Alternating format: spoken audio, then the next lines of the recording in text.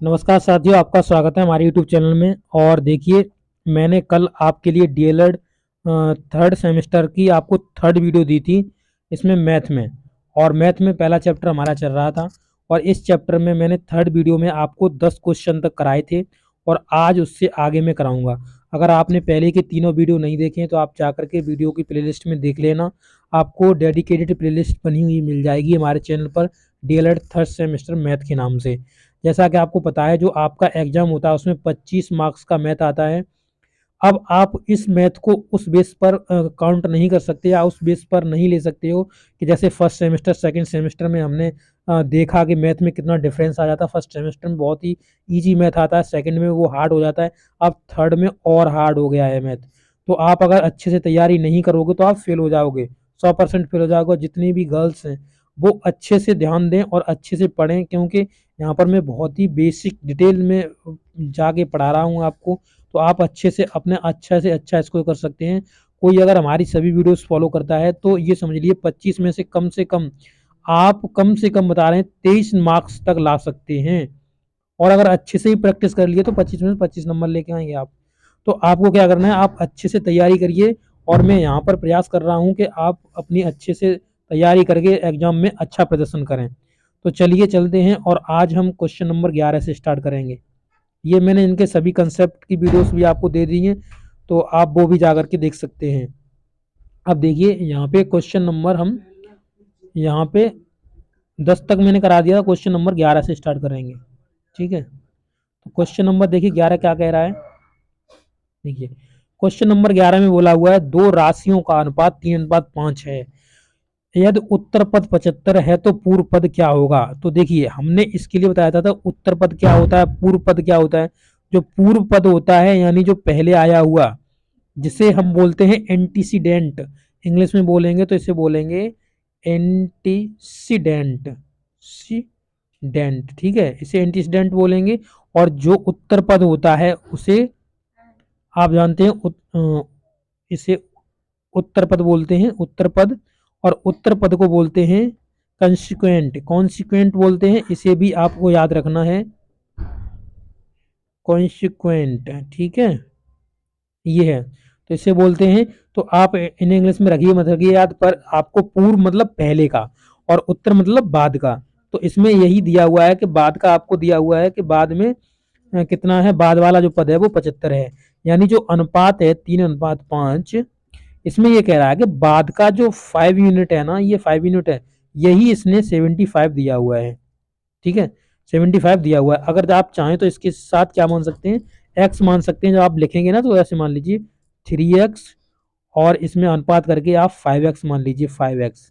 अब देखिए 5x is equal to आपको दिया हुआ है 75, 75।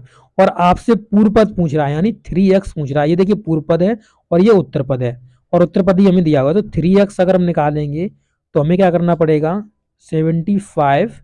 अब ये जो ऊपर वाला 5x है ये बट्टे में आ जाएगा और 3x यहाँ पे मल्टीपल करने लगेगा। ठीक है, तो इसे x, देखिए x कट गया और इसे 5 से काटेंगे तो ये 25 बार कट जाएगा, क्योंकि 25 तिया 75 होता है और 25 तिया तो 75 फिर हो जाएगा आपका। ठीक है, ये 15 बार होगा, गलत काट रहा हूँ, तिया नहीं है, 5 बार है। ठीक है, इसे, हाँ अब देखिए यहाँ पे ये एक्स हो गया। इसके बाद इसे 5 से काट रहा हूँ तो 5 एकन 5 और फिर उसके बाद 2, 15×5 75 होता है। ठीक है, इसके बाद 3 इसमें मल्टीप्लाई कर जाएगा, एक्स से एक्स कट जाएगा तो ये आ जाएगा 15×45। तो ये 45 आंसर हो जाएगा इसका। ठीक है, ये कैसा हो जाएगा, 45 आंसर आपका हो जाएगा इस क्वेश्चन का। नेक्स्ट क्वेश्चन देखिए 12, और इस क्वेश्चन में कहा हुआ है कि दो संख्याएं उनका अनुपात 3:5 है और उन दोनों संख्याओं का योग 84 है। तो दोनों संख्याओं का योग बताइए। तो देखिए 3x मान लिया हमने और प्लस में 4x, इन दोनों संख्याओं के योग के बराबर ही दिया हुआ है 84। तो इस तरीके से आप 84 रख लीजिए। ठीक है, माना इनके साथ रेशियो के साथ x मान लीजिए, इनको सबको जोड़ लीजिए। अब ये हो गया 7x, 3x और 4x कितना हो गया, 7x बराबर 84। तो अगर x की वैल्यू निकालोगे तो ये कितना हो जाएगा, 84/7। 7 का डिवाइड कर दो इसमें, 7 का डिवाइड करो, 7 एकन 7, 7 दूनी 14, यानी 12 आ गया। x का वैल्यू कितना आ गया, 12 आ गया। अब क्या पूछ रहा है, दोनों संख्याओं का योग पूछ रहा है। तो ये कितना है, पूरा 7x है और 7x में योग तो 7x हो गया ना, 3x 4x 3x 4x 7x हो गया, तो 7x x की जगह वैल्यू रख दो इसकी 12। तो जब 12 का मल्टीप्लाई कर दोगे तो कितना हो जाएगा, 12 सत्ते 84। तो यही आंसर हो जाएगा इनका योग। ये कितना हो जाएगा, 84 हो जाएगा। योग तो 84 दिया हुआ है, उन संख्याओं को ज्ञात कीजिए, संख्याएं ज्ञात करवाएंगे, ठीक है। तो संख्या ज्ञात करवाइए तो कितनी हो जाएंगी, 12 36, 12 36 हो जाएगा, क्योंकि यहाँ पे एक्स की जगह वैल्यू रख दोगे उसकी, और यहाँ पे एक्स की जगह वैल्यू रख दोगे, ठीक है। तो इस तरीके से आएगा, इससे आपका वेरीफाई हो गया कि आपका सही है, यानी 84 हो गया। इस तरीके से आप कर लीजिए। इसमें क्या करना था, अब जैसे एक्स का वैल्यू निकाल लिया ना, तो 3x था तो 3 × 12 रखना था। 12 बराबर कितना हो जाएगा, 12 36। और इसी प्रकार से 4x था, 4x में कितना करना था, तो 4 × 12, तो 12 × 4 = 48। तो इस तरीके से दोनों संख्या निकल जाएंगी, एक 36 संख्या निकल जाएगी, एक 48 निकल जाएगी। और इनका योग यानी 7x योग था, तो अगर हम 7 × 12 रखेंगे तो 12 × 7 = 84 हो जाएगा। तो ये भी आपका वेरीफाई हो जाएगा इससे, ठीक है। इस तरीके से आप कर सकते हैं। नेक्स्ट देखिए क्वेश्चन नंबर 13। क्वेश्चन नंबर 13 में क्या कहा हुआ है, लिखा हुआ है कि दो संख्याओं का अनुपात 7:9 है तथा उन संख्याओं का गुणनफल 252 है, दोनों संख्याओं को ज्ञात कीजिए, ठीक है। तो अब यहाँ पे देखिए दोनों संख्या कैसे ज्ञात, इनके साथ x मान लीजिए, तो 7x इंटू में रखिए क्योंकि इनका गुणनफल दिया हुआ है हमें, तो 9x बराबर में कितना दिया हुआ है, तो 252, 252, 252 दिया हुआ है। अब देखिए यहाँ पे इन दोनों का मल्टीप्लाई करेंगे, एक्स एक्स का तो एक्स स्क्वायर हो जाएगा, बट इनसे ये जो दोनों मल्टीपल कर रहे हैं इन्हें इसके नीचे ले जाइए, 252 बट्टे में 7 इंटू में 9। अब काट लीजिए, इससे पहले 7 से काट लीजिए, तो 7×3 = 21 होते हैं और बचे 4, तो 7×6 = 42 हो गया। अब फिर 9 से काट लीजिए, 9 चौके 36, यानी 4 आ गया एक्स स्क्वायर बराबर। अब एक्स बराबर निकालोगे, तो एक्स बराबर निकालोगे तो रूट में ये 4 चला जाएगा, और रूट में से फिर कितना निकल जाएगा, 2 निकल जाएगा। तो एक्स बराबर 2 वैल्यू आ गई इसकी, एक्स बराबर 2 वैल्यू आ गई इसकी एक्स की। अब क्या पूछे, दोनों संख्याओं ज्ञात करिए। दोनों संख्या कितनी हो जाएंगी, एक्स बराबर 2 हो गया ना, तो जब एक्स बराबर देखिए 2 हो गया, तो 7x बराबर 7 इंटू में 2, तो बराबर कितना हो जाएगा, 14 हो जाएगा। इसी प्रकार से 9x, तो 9x बराबर कितना हो जाएगा, 9 इंटू में 2 बराबर में कितना हो जाएगा, 18 हो जाएगा। इस तरीके से आप देख सकते हैं, दोनों को आप निकाल सकते हैं। तो ये आपकी दोनों संख्या हो जाएंगी, और जब इन दोनों संख्याओं का आप मल्टीपल कर दोगे 14 और 18 का, तो आपका 252 ही आएगा। देखो 18 चौके 72 की 2, हासिल में लगा कितना 7, फिर उसके बाद 18 1 18 और 7 कितना हो गया, 25 हो गया। तो ये वही आ जाएगा आपका आंसर, ठीक है। तो इससे आप वेरीफाई कर सकते हैं, इस तरीके से आपका ये आंसर हो जाएगा। 13 हो गया। क्वेश्चन नंबर 14 देखिए, देखिए क्वेश्चन नंबर 14 में कहा हुआ है,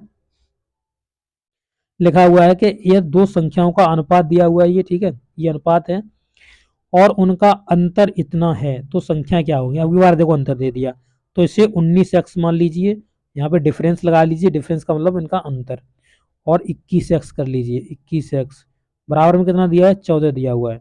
तो इनका डिफरेंस कितना आया, तो 19 में से 21 गया तो माइनस का 2 बचा, पर यहाँ पे डिफरेंस निकाल रहे हैं तो हम 2 ही लिख देंगे। तो 2x बराबर कितना आ गया, 14। अब इस पे 2 से काट देंगे तो x बराबर आ जाएगा 7। ये क्या पूछ रहा है, संख्या ज्ञात करिए, ठीक है। संख्या ज्ञात करिए तो आपका 7 आ गया, तो 19 इंटू में से 7 हो जाएगा।